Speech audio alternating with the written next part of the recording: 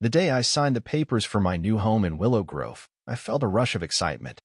It was a quiet, wooded lot on the edge of the neighborhood, with a spring-fed pond shimmering like a hidden gem at the back. I imagined lazy afternoons by the water, the soft croak of frogs, and the rustle of leaves, a slice of peace in a chaotic world. But that dream hit a brick wall the moment I met Lisa, the HOA president. She didn't knock or wave hello. Instead, she marched up my driveway, clipboard in hand, and handed me a welcome packet that felt more like a rulebook for a prison camp than a neighborhood guide. No satellite dishes, no lawn ornaments, grass trimmed to exactly 2 inches, and me personal favorite only HOA-approved seasonal decorations, a vague phrase dripping with menace. Before I could even unpack a box, she pointed at my mailbox. "That's non-compliant," she said, her voice sharp as a tack. "I haven't even moved in," I replied, bewildered. She scribbled a citation anyway and strutted off to her beige 2-story fortress across the cul-de-sac. A house that looked like a Pinterest board and a power trip had collided in a beige explosion. By day 4, the citations piled up like junk mail. One for improper trash bin placement. I'd left them an inch too far from the curb. Another for excessive wind chime noise. I didn't even own wind chimes. When I asked her about it, she tilted her head, her high bun wobbling slightly, and said, "Oh, maybe it was someone else's, but better safe than sorry." Her smug little smile made my skin crawl. I started a file every note, every passive-aggressive reminder, every weird Polaroid she'd slip into my mailbox showing my yard with red arrows pointing to imaginary infractions. It was annoying, sure, but I figured I could handle it. Then the trash appeared. It started with a single black bag, ripped open at the edge of my pond, spilling styrofoam plates, dented soda cans, a pair of shattered sunglasses, and a frayed extension cord. At first, I thought it was kids or a stray wind from the road. Then I found another bag, and another, each one more deliberate than the last. This wasn't an accident. I set up a trail camera, tucked discreetly in the trees, and 2 nights later, I had my culprit on film. Lisa, in all her HOA glory. Hair clipped high, bathrobe flapping loose, she dragged a beat-up trash can across my grass and tipped it straight into the reeds. She didn't even glance around, just dumped it and sauntered back like she owned the place. The audacity was breathtaking. I confronted her the next morning, footage in hand. "Lisa, you're dumping trash in my pond." She didn't flinch. "That pond's an eyesore," she said, sniffing. "It attracts mosquitoes. I'm doing you a favor." "A favor? Turning my private property into her personal landfill?" "Besides," she added, "natural water features are a safety risk. The HOA will be discussing it." "Discussing what?" "It was my land, my pond maintained with my money and care. I filed a complaint with the board, but Lisa was the president." "The response?" "Tabled for future review. At the next meeting, held in her pristine backyard under a string of Edison bulbs, she smiled at me like we were pals. "Maybe if your pond were landscaped better, people wouldn't confuse it for runoff," she said, her smirk daring me to argue. Runoff? It was a spring-fed ecosystem, crystal clear and teeming with life, fish, frogs, even a turtle I'd nicknamed Sheldon. But facts didn't matter to Lisa. This wasn't about trash or mosquitoes. It was about control. My pond was a wild, untamed thing she couldn't regulate, and she hated it. 2 weeks later, an urgent HOA violation notice arrived, stuffed into my mailbox with HOA violation stamped in angry red ink. 3 pages of nonsense. Unfenced open water hazard, unauthorized aquatic ecosystem, non-approved landscaping with invasive species. It might as well have fined me for possession of damp soil. The kicker? A DULA 1,200 mitigation fee for endangering neighborhood harmony. Signed, of course, by Lisa, president of the Willow Grove HOA Committee for Aesthetic Standards. I called the number listed. It was her personal cell, barely disguised. "Lisa, you trashed my pond, and now you're fining me?" She sighed like I was a child throwing a tantrum. "We have an image to uphold. That swamp's a problem. Residents have concerns." "Who?" I pressed. "Confidential feedback," she snapped. I'd bet my house she wrote those complaints herself with her collection of colored pins. I tried reasoning with the board, but it was a clique of Lisa loyalists. Her cousin Mark was VP, her yoga-obsessed friend Jenna the treasurer. She sold essential oils on the side. And Sue, the silent secretary, just nodded like a bobblehead whenever Lisa spoke. At the next meeting, Lisa passed around a laminated photo of my pond with concern scrawled across it in Sharpie. "This pond threatens our collective values," she announced, standing like a courtroom diva. "We can't let stagnant, unmanaged water define Willow Grove." I raised my hand. "It's not stagnant. It's a natural ecosystem: fish, frogs, Sheldon the turtle." A gasp rippled through the crowd. Lisa's eyes gleamed. "Wildlife? Do you have a permit? Fencing for kids? Who's liable if someone falls in?" "It's on private property with a tree-lined barrier," I said. She waved me off. "Not if its aesthetics impact the community. Our charter has easement clauses. Aesthetics her favorite weapon. Logic, rights, reality? Irrelevant.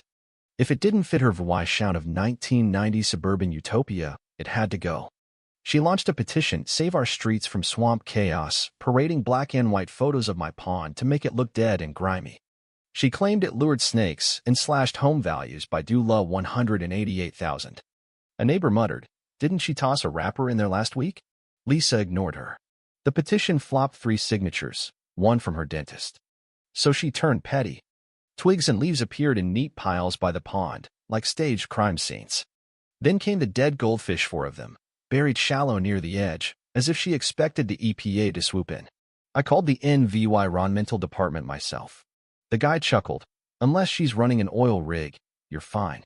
She's got too much time." A county inspector cited, took one look, and said, "Nice pond. Wish I had one." Lisa, spying with binoculars, slammed her shutters so hard he jumped. But she didn't stop. The trash evolved strategic now, not dumped in bulk but scattered. A pizza box one day, a used dog diaper the next, a cracked lawn gnome wedged in my reeds. She'd gotten crafty hootie at night, flashlight dimmed with red cellophane, wheelbarrow in tow, Crocs squeaking faintly. I upgraded my Eve Denke, compiling a folder, Lisa's Trash Chronicles, Volume 1. I needed more than proof of her guilt. I needed to prove my pond's innocence. So I hired Jake, a certified wildlife specialist with a VY8ers and a swagger. He took one look and grinned. Thrive-wying microhabitat frogs, minnows, native lilies. Filters runoff better than your HOA's pipes. I got his report official, with photos and laminated it for good measure. Lisa caught wind of Jake's voice. The next day, a sign popped up near the neighborhood entrance. "Caution. Unauthorized pond may contain pathogens. HOA not responsible." Her signature font screamed from the bold text. I tore it down. She replaced it. I posted Jake's report over hers. She screamed across the cul-de-sac, "Fake science won't save you." I shouted back, "Real science ID'd your footprint by the pizza box."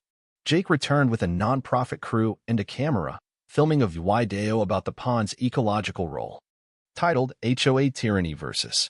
Nature, it hit 32,000 views online. Lisa's HOA bulletin called it eco-propaganda and Jake a rogue biologist. It backfired. Neighbors started citing. Kids hunted for Sheldon. One girl giggled, "That frog looks like Lisa." Her dad turned red, whispering, "Hush, we don't say that out loud." Then Lisa went nuclear. She hired landscapers to drain the pond. I caught them unloading a pump. "HOA directive," one said, flipping a clipboard. I waved my deed. "Private property. Step in that pond, and I'll call the cops, the EPA, and sue for trespass, wildlife endangerment, and aquatic manslaughter."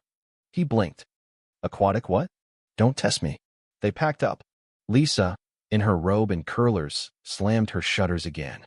I wasn't just defending my pond anymore. I was fighting for every neighbor she'd bullied into compliance. And thanks to Jake's video, the city was watching. Channel 7's Tara broke the story. Local man battles HOA over pond sabotage. She was sharp, funny, and hated suburban nonsense. Showing her the footage, Lisa in her hoodie, trash bags trailing as gold. "That's your HOA president?" she asked, eyebrow arched. "Yep, the one who fined me for tall grass during a monsoon." Tara dug deeper. "Where's this trash from?" I hadn't thought about it, assumed it was household junk. She zoomed into a frame. "That's a commercial freezer box. And this logo? Willow Gourmet Events, a catering firm that tanked 2 years ago." My jaw dropped. Lisa's LinkedIn said she'd been their ops manager. Tara grinned. "Public records show your HOA claimed a due law $155,000 landscaping tax credit last year for a garden that doesn't exist. Guess who signed it? Lisa's name, bold as ever. Tara's team flew a drone over Lisa's yard. Behind her fence, under tarps and a rickety awning, were 20 sewn trash bags and bins labeled Commercial Organic Refuse, some leaking shrimp goo. Sanitation arrived, gagged, and muttered, Health Code violation. Lisa stormed out in pearls and flip-flops. You need HOA permission. The inspector flashed his badge. State investigation, ma'am. Call your lawyer. She had no comeback, just slammed her door. Tara's story aired. HOA president hoards illicit waste. Possible tax fraud. It went viral. Comments rolled in, from HOA queen to trash gremlin, and she fined him to hide her shrimp sins. The Department of Environmental Conservation launched a probe. Tips from ex-employees revealed Lisa used HOA invoices to dodge dumping fees, framing my pond as a distraction. I sent Jake's report and Tara's findings to the board. Mark emailed back in Ariel, we didn't know. Meeting ASAP. Lisa skipped it, claiming a self-care sabbatical. Sue read a shaky statement from her. The board, spooked by cameras, ousted her temporarily and begged me to help with environmental compliance. I smiled. Start by cleaning her garbage palace. Tara's op-ed, When HOA power turns toxic, made Lisa a local punchline. But this wasn't just drama, it was fraud, health violations, and manipulation. Time to hit her where it hurt. With Jake, Miles, an environmental lawyer, and a hazmat contractor, I drafted an invoice. Due law $115,000 for cleanup, assessments, restoration backed by footage, reports. And Lisa's own HOA rants tying her authority to my pond. I mailed it certified to the board. Sue left a voicemail of nervous giggles and sobs. At the emergency meeting, I brought the folder and a Ziploc of pond scum. Mark stammered, "You want due law $115,000? No, I'm billing you for negligence under Lisa's reign." Faces paled at the breakdown. Due law $2,100 waste removal, due law $4,500 habitat assessment, due law $3,200 erosion control, due law $1,700 legal fees, plus restoration. Deny it, and I'll sue with media as EVY Denke, I said. They whispered, then voted 4-0 to pay. A week later, a due law $115,000 check arrived signed by Lisa before her ouster. I framed a copy above my garage tools she'd once fined me for. Neighbors dug into their fines. Lisa had scammed dozens, from aggressive sunflowers to fake fees. Sue quit, then Mark, admitting he joined for snacks. I declined an HOA role but used the money to restore the pond native plants, a fence, a sign. Nature's not HOA approved, and that's perfect. Lisa sued me for defamation over tweets like Nature One, HOA Tyrant Zero. Miles filed an anti-slap countersuit. In court, she ranted about frogs mocking her. The judge read, emotionally shattered by Lisa the fish killer, and the room erupted. He dismissed her case, fined her due law $6,800. Neighbors cheered outside with frog sounds. Sue leaked Lisa's email plans to bleach the frogs and bankrupt me. Tara's Lisagate expose aired, showing bleach's harm to amphibians. It hit regional news and Reddit. The HOA ousted Lisa permanently, sued her for fraud, missing mulch, due law $800 shrub audits. The pond became a protected landmark, Willow Grove Jewel, with a trail dubbed Lisa's Folly. She tried a zoning complaint, but her illegal shemoldy, encroaching cost her due law $20,000. Her house sold cheap after disclosures. She fled in a U-Haul, frog noises blaring. The pond thrived, kids learned there. A frog statue stood guard. Stay chill, love nature, or else. Lisa's tyranny sank in the mud she tried to rule.